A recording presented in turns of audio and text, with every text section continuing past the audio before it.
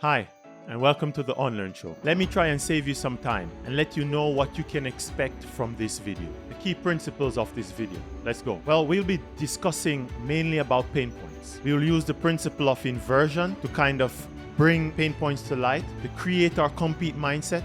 Then we'll shift to your non-customers are your best teachers. Boundaries are really trends. And then we roll it back a little bit by discussing flipping your failures. And how to do that? No better way by questioning. If you are interested in these topics, then this video is for you. If not, don't waste your time. Thanks for watching so far. Please enjoy the video.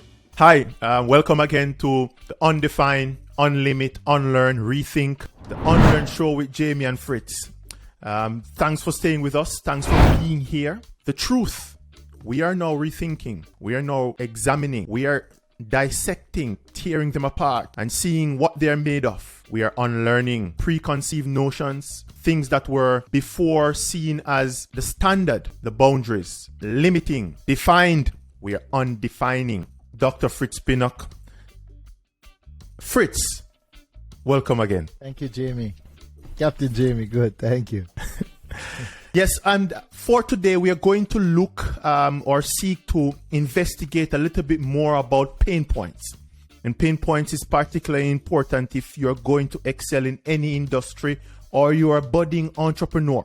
Understand how to think about pain points and quickly see where the gaps are and how they can be filled. Dr. Fritz Pinnock. Fritz has a lot of experience in that. And we will dive into his mind and try to open up that bald head of his and see what comes out.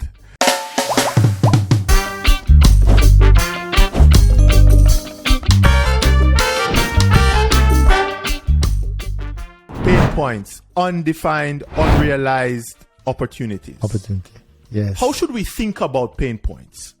How do you think about pain points? Interestingly, I search for pain points. Whenever I'm using a service or product, I look at where the limitations are, because those are the areas in which you see cracks, and those are the points you can enter to create new opportunities. So while people see them as limits and boundaries, we'll translate them to mean fresh opportunities. In France, part of a big traditional multinational company, and one of the products they had was electric French fry. And they said, what can you do with a French fry maker? The only thing it seems on the surface is to adjust the price. So this new manager decided with his team that they're going to look for new opportunities, how to redefine the French fry maker. And the first thing they did was to look at the French fry industry. The first assumption is that to make French fries, you have to fry.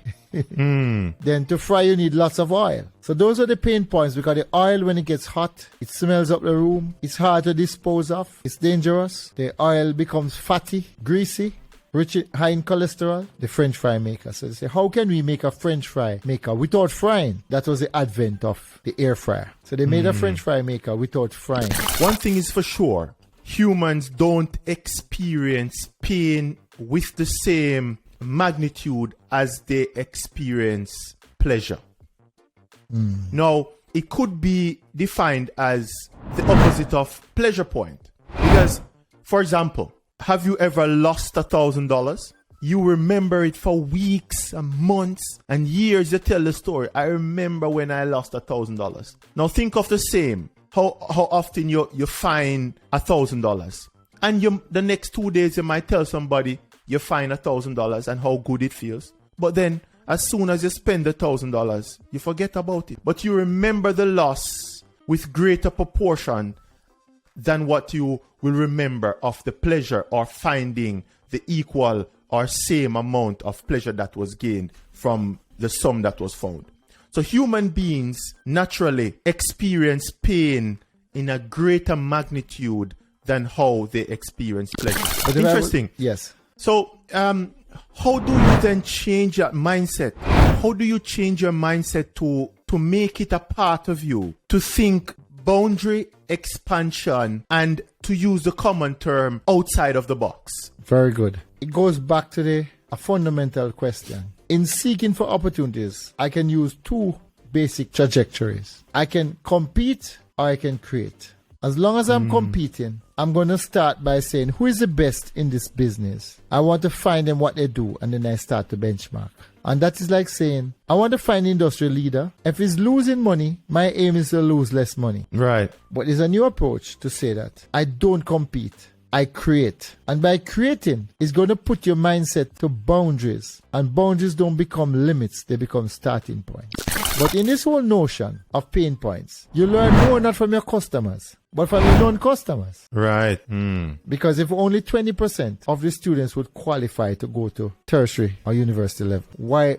Let's listen to not that 20% per se, but listen to the other 80% why they're not going there. Yeah, because I remember when you came, you said first you're doing a 4-year program. Your first year, which was widely considered as one of the most important year when you would learn the fundamentals and the principles from the different textbooks and lecturers. And then you came in and said, no, first you go to the industry and provide some sort of value. Whatever it is that you can provide in the industry, you help out. And then when you come back to the classroom, not only do you have a better understanding of how or what the industry requires, you now have a better understanding of what you should learn. Yes. Now, that is flipping the script. That is using the standard now as a starting point. Yes. Because you are saying, not only do I know how the industry works, you're coming in back to the classroom for your second year, third year,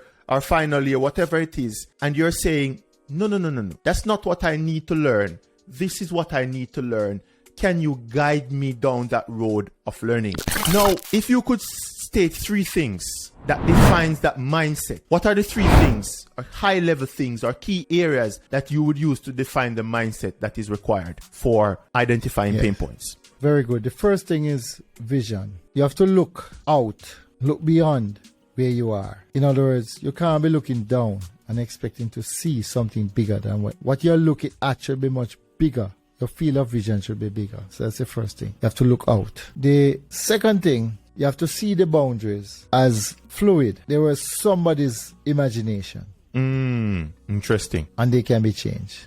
Then the third thing, as Nike said, just do it. You have to start. You have to start at it. And shaking, testing, you may do it 1,000 times. It's 1,001 one time that you see some movement. Now, boundaries as fluid is very, very interesting for me, because how do you then create that separation in your mind where whenever you come up on a boundary or limitation, you automatically think, this is changeable, this is fluid, somebody was drinking something very strong when they created this. How do you create that shift, that mindset?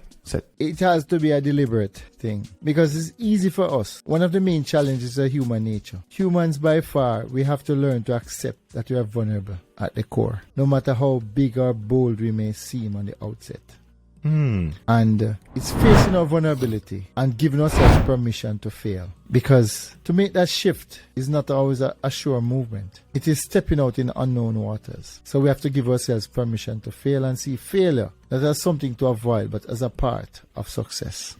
And it's in that learning that we see new opportunities by stepping out and doing. Getting comfortable with failure. Yes. Ding, ding, ding, ding, ding, ding, ding, ding, ding, ding, ding, ding. So many things we have to unlearn. Getting comfortable with failure. You know, I always say that I am off. When I am home and I am coming around to the office, and my wife is always asking me, what are you going to do again? Sometimes she says, what are you planning or scheming up? And I always say to her, I am off to find my best failure yet. Yes. Very good. I like that. Because I am still searching for that failure where it changes my entire perspective on how I thought things were. And until then, I'll keep searching for my best failure yet. It's very interesting how you mentioned flipping your failures. I oftentimes think of my failures as an asset or a valued product. What do I mean by that? If you have a failed experience or you failed at something considered very dear or important to you, the human behavior, the natural human behavior is to forget it quickly and move on. Sweep it under the rug, forget about it, and get to the next one. My process is no. What I do I take that valued product of a failure and put it on the table in front of me, put it under the microscope and examine it to the core to see how best I can flip this failure. Where's the value in this failure? I want to extract every bit of it. Where the solutions are best found in questioning. Yes. Not the answers, but the questions we ask. How do you think about questions and questioning ideas? And it's important who we ask also. Because many times if we go to the people who are using it, they can give us incremental improvements we need. If we go to the people who are not using it, and there is a principle in the Blue Ocean Shift, it's called the 3 tiers of non-customers. So the first tier of non-customers are those customers who sit on the edge of your industry looking for a better opportunity. They'll use your industry only to the extent that they have to, but as soon as something better comes along, they jump off. Then you have the second tier of non-customers, who are people who know about your industry but refuse to use it. And the third tier are the unexplored. Let me use the credit card industry. When Square, a first payment system, came along, Right. It came in about 2009, just after the financial crisis that crashed. They thought there's nothing more that could be done. They came in and they saw the whole realm of people. For example, there was about 27 million small businesses in America, of which 55% of them do not take credit card or debit cards because the cost and their inability to negotiate with them. So those are the people who, if you are a MasterCard, some of them just use it, some of them refuse to, only go to cash or checks. Of course, it limits the size of the market. But when Square came along to do person-to-person payment, they saw a whole new realm of people. So if you go to the people who are currently using credit cards, they're going to do little tweaks. If you go to the people who totally refuse to use credit cards, then you get a brand new revelation. Just do it. I like to, probably I'm not sure, bring in what they call the power of momentum. You have a track. The train is parked for years. The track is overgrown with bushes and tree roots and everything across the train track. If you focus on firing up that train and get that train moving, the power of momentum can help you clear that train track. Or you can leave that train in station and you can try to use your own force to clear that track before you start moving the train. It's not until you start moving the train, some things you're gonna learn. You're gonna learn along the way, and most things you're gonna unlearn along the way. But if you're trying to unlearn while you're trying to pack in new knowledge, it's by unlearning that you create the capacity for new learning. Interesting. As we look to create, change should be the only constant. Without vision, you're going to perish. Boundaries are fluid. Just do it. Remember that if you're going to do it, momentum is key. And don't forget that if you're uncertain of how to proceed, inverse. Go first to the marketplace and then work yourself back. It's been a wonderful discussion today, and I thank you so much for those interesting words. Next week, this time, we are going to look and dive deeper into our ideas, dive deeper into those principles and those boundaries that we're now seeing as fluid, and we are rethinking them. This is the Unlearn Show with Jamie and Fritz. Thank you. Thank you. Hi, and thanks for watching. If you got value from that content, let me tell you what you do. You take your phone, you put it down, and then you take a big hammer and you smash the like button. And if your phone is still okay, then you subscribe. See you next time, and thanks for watching.